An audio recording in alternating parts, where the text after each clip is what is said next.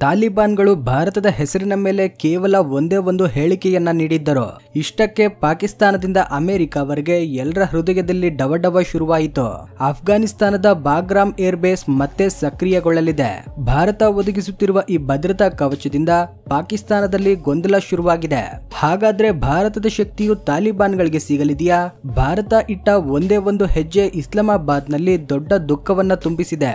ಈಗ ಅವರ ದೊಡ್ಡ ಕಚೇರಿಗಳಲ್ಲಿ ಪರಮಾಣು ಬಾಂಬ್ ಗಿಂತ ದೊಡ್ಡ ಭಯ ಏನಾದ್ರೂ ಇದೆಯಾ ಅಂದ್ರೆ ಅದು ಅಫ್ಘಾನ್ ಮಾಧ್ಯಮದಿಂದ ಬಂದ ಈ ಸುದ್ದಿ ಪಾಕಿಸ್ತಾನದ ಅಸ್ತಿತ್ವವನ್ನೇ ಅಪಾಯಕ್ಕೆ ತಳ್ಳಿದೆ. ಪಾಕಿಸ್ತಾನದ ಜನರಲ್ಗಳ ರಾತ್ರಿಯ ನಿದ್ರೆಯನ್ನ ಕಸಿದುಕೊಳ್ಳಲು ಈ ಒಂದೇ ಒಂದು ಸುದ್ದಿ ಸಾಕು. ಒಂದ್ ವೇಳೆ ಈ ಸುದ್ದಿ ನಿಜವಾದ್ರೆ ಪಾಕಿಸ್ತಾನವು ಅಫ್ಘಾನಿಸ್ತಾನ್ ಮೇಲೆ ಏರ್ ಸ್ಟ್ರೈಕ್ ಮಾಡೋದಿರ್ಲಿ, ಕನಿಷ್ಠ ಆ ಕಡೆ ಕಣ್ಣೆತ್ತಿ ಕೂಡ ನೋಡೋದಿಲ್ಲ. ಅಫ್ಘಾನಿಸ್ತಾನದಿಂದ ಬಂದ ಈ ಸಣ್ಣ ಕಿಡಿಯು ದಕ್ಷಿಣ ಏಷ್ಯಾದ ರಾಜಕೀಯ ನಕ್ಷೆಯನ್ನ ಶಾಶ್ವತವಾಗಿ ಬದಲಾಯಿಸಬಹುದು. ಈ ಪವರ್ ಗೇಮ್ ನಲ್ಲಿ ಆಟದ ಕೇಂದ್ರ ಬಿಂದುವೇ ನಮ್ಮ ಭಾರತ ದೇಶ. ಹೌದು, ಪಾಕಿಸ್ತಾನವು ತನ್ನ ಅತಿ ದೊಡ್ಡ ಶತ್ರುವೆಂದು ಭಾವಿಸುವ ಆ ಭಾರತವೇ ಈಗ ಆ ಭಾರತವು ಇಡಲಿರುವ ಒಂದೇ ಒಂದು ಹೆಜ್ಜೆ ಪಾಕಿಸ್ತಾನದ ಶವಪೆಟ್ಟಿಗೆಯ ಕೊನೆಯ ಮೊಳೆಯಾಗಲಿದೆ. ಆದ್ರೆ ಈ ಕತೆ ಏನು? ಅಫ್ಘಾನಿಸ್ತಾನದಲ್ಲಿ ಏನಾಗ್ತಿದೆ? ಈ ವಿಡಿಯೋನ ಕೊನೆಯವರೆಗೂ ನೋಡಿದ್ರೆ ಎಲ್ಲಾ ವಿಷಯಗಳು ನಿಮ್ಗೆ ಕ್ಲಿಯರ್ ಆಗಿ ಅರ್ಥವಾಗ್ತವೆ. ಆದ್ರೆ ಅದಕ್ಕೂ ಮುಂಚೆ ದಯವಿಟ್ಟು ವಿಡಿಯೋಗೆ ಲೈಕ್ ಮಾಡಿ, ನಮ್ಮ ಚಾನೆಲ್ಗೆ ಸಬ್ಸ್ಕ್ರೈಬ್ ಮಾಡಿಕೊಳ್ಳಿ. ಹಾಗೇನೆ ನೀವು ಯಾವ ಊರಿಂದ ವಿಡಿಯೋ ನೋಡ್ತಿದ್ದೀರಿ ಎಂಬುದನ್ನ ಕಮೆಂಟ್ ಮಾಡಿ ತಿಳಿಸಿ. ಇದರಿಂದ ನಮ್ಮ ವೀಕ್ಷಕರು ಎಲ್ಲಿಂದ ವಿಡಿಯೋ ನೋಡ್ತಿದ್ದಾರೆ ಎಂದು ನಮಗೂ ಒಂದು ಐಡಿಯಾ ಇರುತ್ತೆ. ಈ ದಿನ ತಾಲಿಬಾನ್ ಭಾರತದ ಕಡೆಗಿದೆ. ಭಾರತದ ಬೆಂಬಲಕ್ಕೋಸ್ಕರ ಅವರು ಎಲ್ಲದಕ್ಕೂ ಸಿದ್ಧರಾಗಿದ್ದಾರೆ. ಈಗ ಬಂದಿರುವ ಸುದ್ದಿ ಡ್ಯೂರಾಂಡ್ ಲೈನ್ ಬಳಿ ಪಾಕಿಸ್ತಾನಕ್ಕೆ ಅತಿ ದೊಡ್ಡ ತಲೆನೋವಾಗಿ ಪರಿಣಮಿಸಲಿದೆ. ಯಾಕಂದ್ರೆ ಭಾರತದ ಬೆಂಬಲದೊಂದಿಗೆ ಅಫ್ಘಾನಿಸ್ತಾನದಲ್ಲಿ ತುಕ್ಕು ಹಿಡಿದು ಮೂಲೆಯಲ್ಲಿ ಬಿದ್ದಿರುವ ಏರ್ ಡಿಫೆನ್ಸ್ ಸಿಸ್ಟಮ್ಗಳಿಗೆ ಮತ್ತೆ ಜೀವ ಬರಲಿದೆ. ಅವು ಒಮ್ಮೆ ಎಚ್ಚರಗೊಂಡ್ರೆ ಪಾಕಿಸ್ತಾನದ ವಾಯುಪಡೆಯನ್ನ ನಿಮಿಷಗಳಲ್ಲಿ ಸ್ಮಶಾನಕ್ಕೆ ಕಳಿಸಬಹುದು. ಇದು ಕೇವಲ ಸುದ್ದಿಯಲ್ಲ, ಇದು ವಿಶ್ವ ರಾಜಕೀಯ ಚದುರಂಗದಾಟದಲ್ಲಿ ಭಾರತವು ಆಡಿದ ಮಾಸ್ಟರ್ ಸ್ಟ್ರೋಕ್. ಇದರಿಂದ ಪಾಕಿಸ್ತಾನಕ್ಕೆ ಶರಣಾಗೋದು ಬಿಟ್ರೆ ಬೇರೆ ಆಯ್ಕೆ ಇರೋದಿಲ್ಲ. ಪಾಕಿಸ್ತಾನದ ಭಯವು ಕೇವಲ ಅವರ ಫೈಟರ್ ಜೆಟ್ಗಳು ನೆಲಕ್ಕೆ ಸೀಮಿತವಾಗ್ತವೆ ಎಂಬುದಷ್ಟೇ ಅಲ್ಲ, ಅವರ ದಶಕಗಳ ಕಾಲದ ಸ್ಟ್ರಾಟಜಿಕ್ ಡೆಪ್ತ್ ನೀತಿಯು ಸಂಪೂರ್ಣವಾಗಿ ವಿಫಲವಾಗುತ್ತೆ. ಇಷ್ಟು ದಿನ ಅಫ್ಘಾನಿಸ್ತಾನವನ್ನ ತಮ್ಮ ಹಿತವಾಡಿಯ ತೋಟದಂತೆ ಬಳಸಿಕೊಂಡಿದ್ದಾರೆ. ಭಾರತದ ವಿರುದ್ಧ ಭಯೋತ್ಪಾದಕರಿಗೆ ತರಬೇತಿ ಶಿಬಿರಗಳನ್ನ ನಡೆಸಿದ್ದಾರೆ. ಆದ್ರೆ ಈಗ ಅವರೇ ಬೆಳೆಸಿದ ಹಾವು ಕಡಿಯುವಂತೆ ಆ ಅಫ್ಘಾನಿಸ್ತಾನವೇ ಅವರ ಕೊರಳಿಗೆ ಸುತ್ತಿಕೊಳ್ಳಲಿದೆ. ಈಗ ಭಾರತದ ಬೆಂಬಲದೊಂದಿಗೆ ಅಫ್ಘಾನಿಸ್ತಾನ ಬಲಗೊಂಡ್ರೆ ಪಾಕಿಸ್ತಾನವು ಬೆಳೆಸಿ ಪೋಷಿಸಿದ ಟಿಟಿಪಿ ಅಂದ್ರೆ ತೆಹರಿಕ್ ಇ ತಾಲಿಬಾನ್ ಪಾಕಿಸ್ತಾನ ಇನ್ನಷ್ಟು ಬಲಿಷ್ಠವಾಗ್ತದೆ. ಅಫ್ಘಾನ್ ತಾಲಿಬಾನ್ಗಳ ಬೆಂಬಲದೊಂದಿಗೆ ಟಿಟಿಪಿ ಪಾಕಿಸ್ತಾನ್ ಆರ್ಮಿ ಮೇಲಿನ ದಾಳಿಗಳನ್ನ 10 ಪಟ್ಟು ಹೆಚ್ಚಿಸ್ತದೆ. ಆಗ ಪಾಕಿಸ್ತಾನದ ಪರಿಸ್ಥಿತಿ ಮುಂದೆ ಬಾವಿ ಹಿಂದೆ ಗುಂಡಿ ಅಂತಾಗ್ತದೆ. ಈ ಸುದ್ದಿ ಪಾಕಿಸ್ತಾನದಲ್ಲಿ ಮಾತ್ರವಲ್ಲ, ವಿಶ್ವದ ದೊಡ್ಡ ದೊಡ್ಡ ರಾಷ್ಟ್ರಗಳಾದ ಚೀನಾ ಮತ್ತೆ ಅಮೆರಿಕದಲ್ಲೂ ಒತ್ತಡವನ್ನುಂಟು ಮಾಡಿದೆ.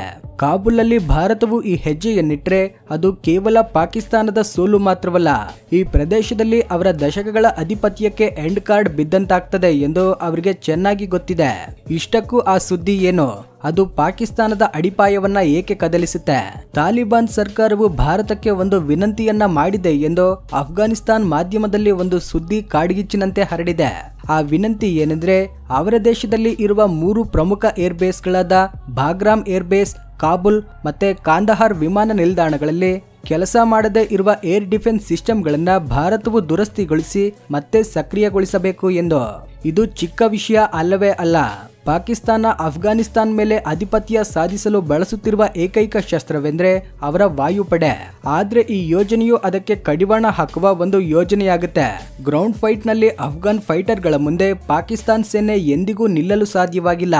ಕೇವಲ ತಮ್ಮ ಫೈಟರ್ ಜೆಟ್ಗಳು, ಡ್ರೋನ್ಗಳ ಬಲದಿಂದಲೇ ಪಾಕಿಸ್ತಾನವು ಗಾಳಿಯಿಂದ ಬಾಂಬ್ಗಳನ್ನ ಎಸೆಯುತ್ತಾ ಅವರ ಮೇಲೆ ಆಧಿಪತ್ಯವನ್ನ ತೋರಿಸ್ತದೆ. ಆದ್ರೆ ಒಂದು ಕ್ಷಣ ಯೋಚಿಸಿ ನೋಡಿ, ಅಫ್ಘಾನಿಸ್ತಾನಕ್ಕೆ ಬಂದ ಯಾವುದೇ ಪಾಕಿಸ್ತಾನದ ವಿಮಾನವನ್ನಾಗಲಿ ಡ್ರೋನ್ಗಳನ್ನಾಗಲಿ ಕೆಳಗಿಳಿಸಬಹುದಾದ ಭದ್ರತಾ ಕವಚ ಅಫ್ಘಾನಿಸ್ತಾನ್ಗೆ ಬಂದ್ರೆ ಏನಾಗ್ತದೆ? ಇದೇ ಪಾಕಿಸ್ತಾನವನ್ನ ಕಾಡ್ತಿರುವ ಭಯ. ಭಾರತವು ಅವರ ಏರ್ ಡಿಫೆನ್ಸ್ ಸಿಸ್ಟಮ್ಗಳನ್ನ ದುರಸ್ತಿಗೊಳಿಸಿದ್ರೆ ಪಾಕಿಸ್ತಾನದ ವಾಯುಶಕ್ತಿಯು ರಾತ್ರಿಯಿಂದ ರಾತ್ರಿಗೆ ಶೂನ್ಯಕ್ಕೆ ಇಳಿಯುತ್ತದೆ.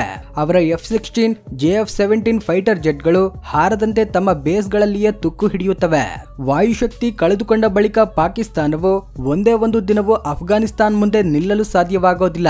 ಇದು ಅಫ್ಘಾನಿಸ್ತಾನವನ್ನ ಪಾಕಿಸ್ತಾನ್ಗಿಂತ 10 ಪಟ್ಟು ಶಕ್ತಿಶಾಲಿಯನ್ನಾಗಿ ಮಾಡುತ್ತದೆ. ಇಷ್ಟಕ್ಕೂ ಈ ಏರ್ ಡಿಫೆನ್ಸ್ ಸಿಸ್ಟಮ್ಗಳು ಎಲ್ಲಿವೆ?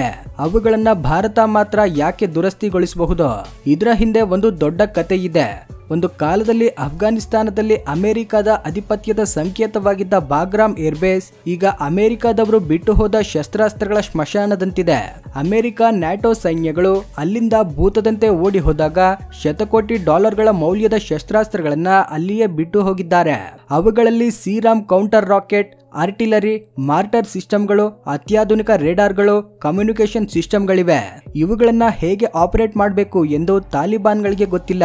ಹಾಗೇನೆ ಸೋವಿಯತ್ ಯೂನಿಯನ್ ಕಾಲದ SA-3, SA-5 ರೀತಿಯ ಹಳೆಯ ಏರ್ ಡಿಫೆನ್ಸ್ ಮಿಸೈಲ್ ಸಿಸ್ಟಮ್ಗಳು ಸಹ ಧೂಳಿನಿಂದ ಕೂಡಿವೆ. ಇವು ಈಗ ಕೆಲಸ ಮಾಡದೇ ಇರಬಹುದು, ಆದ್ರೆ ಇವು ನಿದ್ರಿಸುತ್ತಿರುವ ರಾಕ್ಷಸರಂತಿವೆ. ಇವುಗಳನ್ನ ಎಚ್ಚರಗೊಳಿಸಬಲ್ಲ ಮಾಸ್ಟರ್ ಕೀ ಭಾರತದ ಬಳಿ ಮಾತ್ರ ಇದೆ. ಯಾಕಂದ್ರೆ ಇಂತಹ ವಿವಿಧ ತಂತ್ರಜ್ಞಾನಗಳನ್ನ ಒಟ್ಟುಗೂಡಿಸಿ ಒಂದು ಹೊಸ ಸಿಸ್ಟಮ್ನಂತೆ ಮಾಡುವಲ್ಲಿ, ಅಂದ್ರೆ ಒಂದು ತಾಂತ್ರಿಕ ಕಿಚಡಿಯನ್ನ ತಯಾರಿಸುವಲ್ಲಿ ನಮ್ಮನ್ನ ಮೀರಿಸುವವರಿಲ್ಲ. ರಷ್ಯನ್, ಅಮೆರಿಕನ್, ಇಸ್ರೇಲಿ, ಫ್ರೆಂಚ್ ಮತ್ತೆ ನಮ್ಮ ಸ್ವಂತ ತಂತ್ರಜ್ಞಾನ ಇಂತಹ ಎಲ್ಲವನ್ನ ಒಟ್ಟಿಗೆ ಬಳಸಿಕೊಂಡು ದಶಕಗಳಿಂದ ಕೆಲಸ ಮಾಡಿರುವ ಏಕೈಕ ದೇಶ ನಮ್ಮದು. ಒಂದೆಡೆ ನಾವು S-400 ರೀತಿಯ ರಷ್ಯನ್ ಸಿಸ್ಟಮ್ಗಳನ್ನ ಬಳಸ್ತಿದ್ದೇವೆ, ಮತ್ತೊಂದೆಡೆ ಅಮೆರಿಕ, ಇಸ್ರೇಲ್ ಒಂದಿಗೆ ರಕ್ಷಣಾ ತಂತ್ರಜ್ಞಾನದ ಮೇಲೆ ಕೆಲಸ ಮಾಡ್ತಿದ್ದೇವೆ. ನಮ್ಮ ಸ್ವಂತ ಆಕಾಶ್ ಏರ್ ಡಿಫೆನ್ಸ್ ಸಿಸ್ಟಮ್ನ ಶಕ್ತಿಯು ವಿಶ್ವಕ್ಕೆ ಚೆನ್ನಾಗಿ ತಿಳಿದಿದೆ. ನಮ್ಮ ಎಂಜಿನಿಯರ್ಗಳು ಆ ಹಳೆಯ ಯಂತ್ರಗಳನ್ನ ದುರಸ್ತಿಗೊಳಿಸುವುದು ಮಾತ್ರವಲ್ಲ, ಇಂದಿನ ತಂತ್ರಜ್ಞಾನಕ್ಕೆ ತಕ್ಕಂತೆ ಅವುಗಳನ್ನ ಅಪ್ಗ್ರೇಡ್ ಮಾಡಿ ಇನ್ನಷ್ಟು ಅಪಾಯಕಾರಿಯಾಗಿಯೂ ಮಾಡಬಲ್ಲರು. ಕಾಬೂಲ್ನಿಂದ ಈ ಸುದ್ದಿ ಬಂದ ತಕ್ಷಣ ಇಸ್ಲಾಮಾಬಾದ್ಗಿಂತ ಹೆಚ್ಚಾಗಿ ಚೀನಾ ಮತ್ತೆ ಅಮೆರಿಕ ಕಂಗಾಲಾದವು. ಎಲ್ಲೋ ನೋವು ಬಂದ್ರೆ ಎಲ್ಲೋ ಔಷಧಿ ಹಚ್ಚಿದಂತೆ ಅವರಿಗೆ ಯಾಕೆ ಇಷ್ಟೊಂದು ಆತಂಕ? ಮೊದಲನೇದಾಗಿ ಚೀನಾ ಬಗ್ಗೆ ಮಾತನಾಡಿಕೊಳ್ಳೋಣ. ಚೀನಾ ಪಾಕಿಸ್ತಾನದಲ್ಲಿ CPEC ಹೆಸರಲ್ಲಿ ಶತಕೋಟಿ ಡಾಲರ್ಗಳ ಹೂಡಿಕೆ ಮಾಡಿದೆ. ಪಾಕಿಸ್ತಾನ ದುರ್ಬಲವಾದ್ರೆ ಅವರ ಕನಸಿನ ಯೋಜನೆ ಕುಸಿಯುತ್ತೆ. ಅದಕ್ಕಿಂತ ಮುಖ್ಯವಾಗಿ ಅಫ್ಘಾನಿಸ್ತಾನದಲ್ಲಿರುವ ಲಕ್ಷಾಂತರ ಕೋಟಿ ಡಾಲರ್ಗಳ ಮೌಲ್ಯದ ಲಿಥಿಯಂ, ರೇರ್ ಅರ್ತ್ ಮಿನರಲ್ಸ್ ಗಳ ಮೇಲೆ ಚೀನಾದ ಕಣ್ಣು ಬಿದ್ದಿದೆ. ಈಗ ಭಾರತವು ಅಲ್ಲಿ ಕಾಲಿಟ್ರೆ ಚೀನಾದ ಆಸೆಗಳು ಗಾಳಿಯಲ್ಲಿ ಕರಗ್ತವೆ. ಇದರ ಜೊತೆಗೆ ಅಫ್ಘಾನಿಸ್ತಾನದಲ್ಲಿ ಭಾರತವಿದ್ರೆ ನಮಗೆ ಸೆಂಟ್ರಲ್ ಏಷ್ಯಾಕ್ಕೆ ನೇರ ಮಾರ್ಗ ದೊರೆಯುತ್ತದೆ.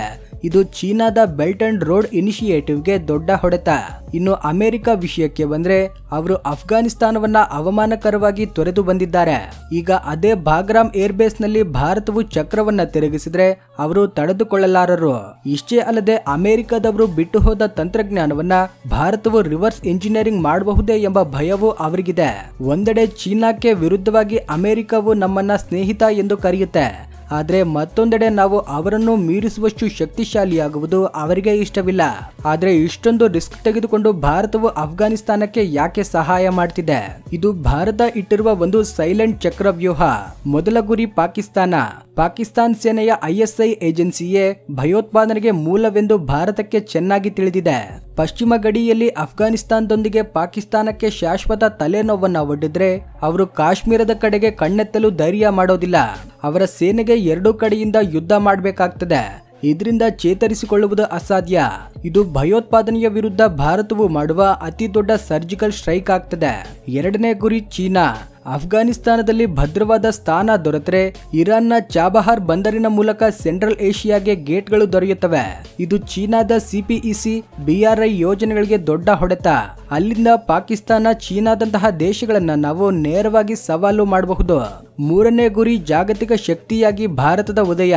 ಈ ಒಂದು ಕ್ರಿಯೆಯಿಂದ ಭಾರತವು ಕೇವಲ ಪ್ರಾದೇಶಿಕ ಶಕ್ತಿಯಲ್ಲ, ಈ ಪ್ರದೇಶದ ಭದ್ರತೆಯನ್ನ ನಿಯಂತ್ರಿಸಬಲ್ಲ ನೆಟ್ ಸೆಕ್ಯೂರಿಟಿ ಪ್ರೊವೈಡರ್ ಎಂದು ವಿಶ್ವಕ್ಕೆ ಸಾಬೀತಾಗ್ತದೆ. ಏನೇ ಆಗ್ಲಿ, ಭಾರತವು ಇದರ ಬಗ್ಗೆ ಇನ್ನೂ ಯಾವುದೇ ಅಧಿಕೃತ ಹೇಳಿಕೆಯನ್ನ ನೀಡಿಲ್ಲ. ಆದ್ರೆ ಈ ಒಂದೇ ಸುದ್ದಿಯಿಂದ ಪಾಕಿಸ್ತಾನಕ್ಕೆ ಬೆವರು ಕಿತ್ಕೊಂಡು ಬರ್ತಿದೆ. ಇದು ಭಾರತದ ಬೆಳೆಯುತ್ತಿರುವ ಶಕ್ತಿಗೆ ಅತಿ ದೊಡ್ಡ ಸಾಕ್ಷಿಯಾಗಿದೆ. ಹಾಗಾದ್ರೆ ಇದರ ಬಗ್ಗೆ ನಿಮ್ಮ ಅಭಿಪ್ರಾಯವೇನು? ಭಾರತವು ಈ ಐತಿಹಾಸಿಕ ಹೆಜ್ಜೆಯನ್ನಿಡಬೇಕಾ? ಈ ಒಂದು ಹೆಜ್ಜೆಯಿಂದ ಪಾಕಿಸ್ತಾನ ನಿಜವಾಗಿಯೂ ಬುದ್ಧಿ ಬದಲಾಯಿಸಿಕೊಳ್ತದೆಯಾ? ನಿಮ್ಮ ಅನಿಸಿಕೆಯನ್ನ ಕಮೆಂಟ್ಗಳಲ್ಲಿ ಹಂಚಿಕೊಳ್ಳಿ.